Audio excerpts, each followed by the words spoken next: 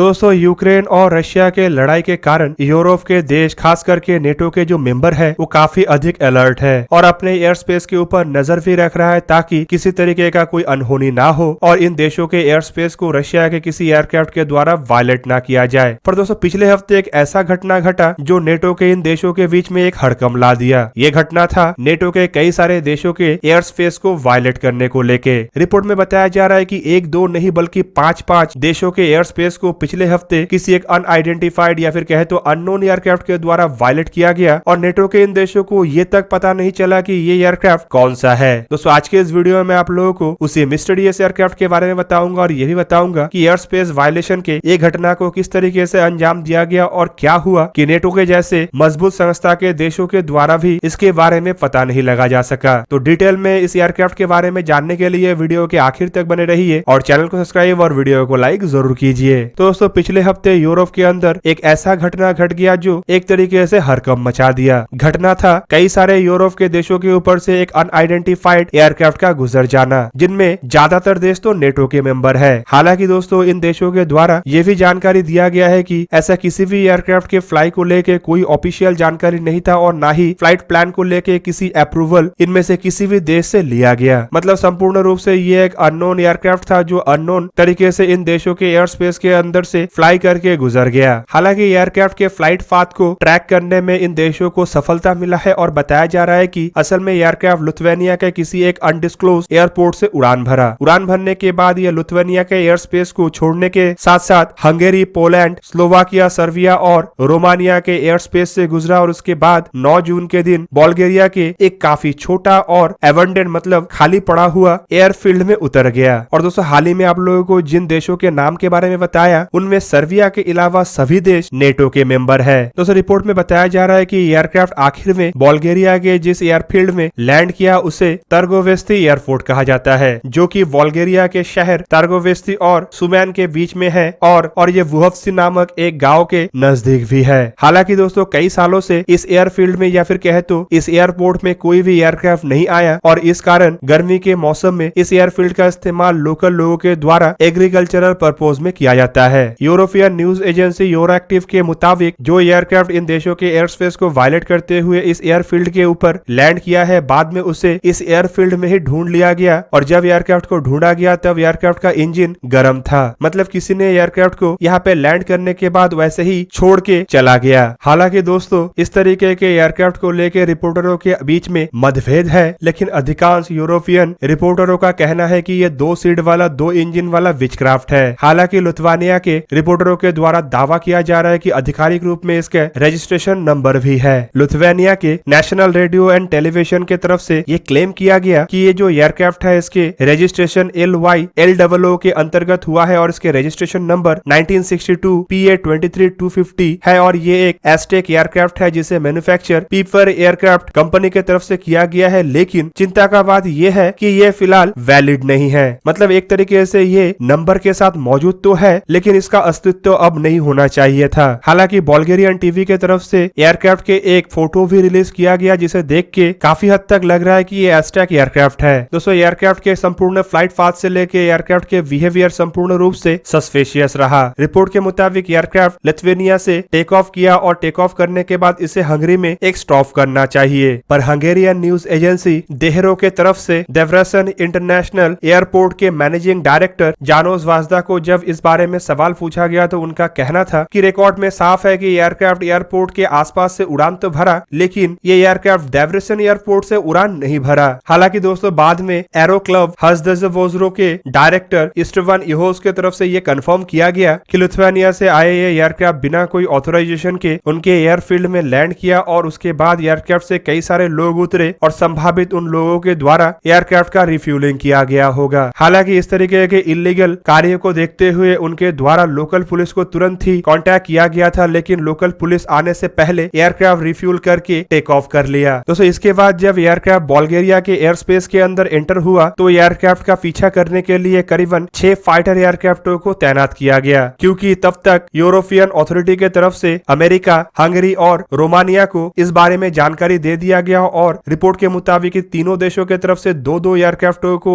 इस अननोन या फिर कहे तो सस्पेक्टेड एयरक्राफ्ट को इंटरसेप्ट करने के लिए भेजा गया गया था। दोस्तों अमेरिकी एयरफोर्स की तरफ से 2 F-16, रोमानियन एयरफोर्स की तरफ से 2 F-16 और हंगेरियन एयरफोर्स की तरफ से 2 ग्राइफिन एयरक्राफ्ट को डिस्पैच किया गया। और हालांकि उनके फ्लाइट पाथ के दरमियान कई बार एयरक्राफ्ट के साथ कांटेक्ट करने का प्रयास किया गया, लेकिन हर बार एयरक्राफ्ट के द्वारा रेडियो रिस्पॉन्स नहीं किया गया। दोस्तों एयरक्राफ्ट में जो ट्रांसपॉन्डर होता है उसे जानबूझ के बंद रखा गया और यह भी दावा किया जा रहा है कि ये जो एयरक्राफ्ट था ये इतना कम ऊंचाई से उड़ रहा था कि इस कारण इसे सही तरह से इंटरसेप्ट कोई भी एयरक्राफ्ट नहीं कर सका। हालांकि बुल्गारियन मिनिस्ट्री ऑफ डिफेंस का ये मानना है कि ये जो एयरक्राफ्ट था ये सैनिक या फिर सिविलियन इंफ्रास्ट्रक्चर के लिए कोई खतरा नहीं था। बुल्गारियन डिफेंस मिनिस्ट्री का कहना है कि इतने छोटे आकार के एयरक्राफ्ट इतने कम ऊंचाई से उड़ रहा था, इसीलिए इसे खतरा नहीं माना गया। हालांकि इसके जो ट्रांसपॉन्डर ऑफ था इस कारण ये सस्पिशियस एयरक्राफ्ट के ऊपर काफी डाउट भी हो रहा था, जिन कारण से एयरक्राफ्ट को इंटरसेप्ट करने के लिए फाइटर एयरक्राफ्ट को डिप्लॉय किया गया। पर अगर एयरक्राफ्ट हाई ऑल्टीट्यूड में उड़ान भरता तो ये ऑब्वियसली एक खतरा बन सकता था। पर दोस्तों चाहे खतरा हो या ना हो, ये एयरक्राफ्ट एक सस्पिशियस एयरक्राफ्ट था और किस पर्पज में आया था और इस एयरक्राफ्ट में कौन लोग सवार थे इसके बारे में अब तक कोई खुलासा नहीं हुआ। और दोस्तों ये जो घटना है ये नेटो के डिफेंसेस के ऊपर भी सवाल उठाता है। दोस्तों नेटो के कई सारे देशों के ऊपर से उड़ान भरने के बावजूद नेटो जैसे बड़ा संस्था इस एयरक्राफ्ट का ना पीछा कर सका और ना ही एयरक्राफ्ट को हवा में रोक सका। इवन एयरक्राफ्ट नेटो के एक देश के अंदर लैंड करके वहां से रिफ्यूल करके उड़ान भी भर लिया और ऊपर से जाके और एक देश के अंदर लैंड करके वहां से एयरक्राफ्ट में सवार लोग फरार भी हो गए। तो इस तरीके की घटना को देखते हुए लग रहा है कि ये किसी तरीके का इलीगल इंट्रूजन या फिर कहे तो घुसपैठ हो सकता है, या फिर ये किसी तरीके के माफिया ग्रुप या नारकोटिक सप्लाई करने वाले ग्रुप का काम हो सकता है। पर दोस्तों इसके साथ साथ संदेह ये भी है कि ये एस्पेनियाज के लिए भी इस्तेमाल हो सकता है और इवन इसमें सवार लोग किसी देश के इंटेलिजेंस एजेंसी से भी ताल्लुक रख सकते हैं। हालांकि इस लड़ाई के ऐसे सिचुएशन में एस्पेनियाज की संभावना ही सबसे अधिक है, क्योंकि इससे अंदरूनी जानकारियों को हासिल किया जा सकेगा और साथ ही साथ लड़ाई के संपूर्ण रणनीति को बदला जा सकेगा। दोस्तों बड़ा सवाल ये भी है कि नेटो के देश के एयर डिफेंस और रडार सिस्टम क्या कर रहा था, क्यों इस एयरक्राफ्ट को हवा में मार नहीं गिराया गया और क्यों नेटो के 6 एयरक्राफ्ट भी इस एयरक्राफ्ट को ट्रैक नहीं कर सका। दोस्तों अब चलिए कि इस एयरक्राफ्ट को लेके जो दावे किया जा रहा है, मतलब बताया जा रहा है कि एस्टेक एयरक्राफ्ट है, असल में वो एस्टेक एयरक्राफ्ट क्या था। तो सबके जानकारी के लिए बता दूं कि पीपर PA-23 एयरक्राफ्ट को एस्टेक कहा जाता है। यह असल में 4 से 6 सीट वाला एयरक्राफ्ट है और इसमें 2 इंजन का इस्तेमाल हुआ है। ये काफी लाइट एयरक्राफ्ट है और दोस्तों इस एयरक्राफ्ट को फ्लाई करने के लिए केवल एक क्रू मेंबर का आवश्यकता होता है। आकार में ये एयरक्राफ्ट काफी छोटा और वजन में काफी हल्का है। एयरक्राफ्ट का MTU वेट केवल मात्र 1442 किलोग्राम है, जबकि इसका मैक्सिमम टेक ऑफ वेट एक SUV के मुकाबले में भी कम है और करीब करीब 2359 किलोग्राम है। दोस्तों काफी हल्के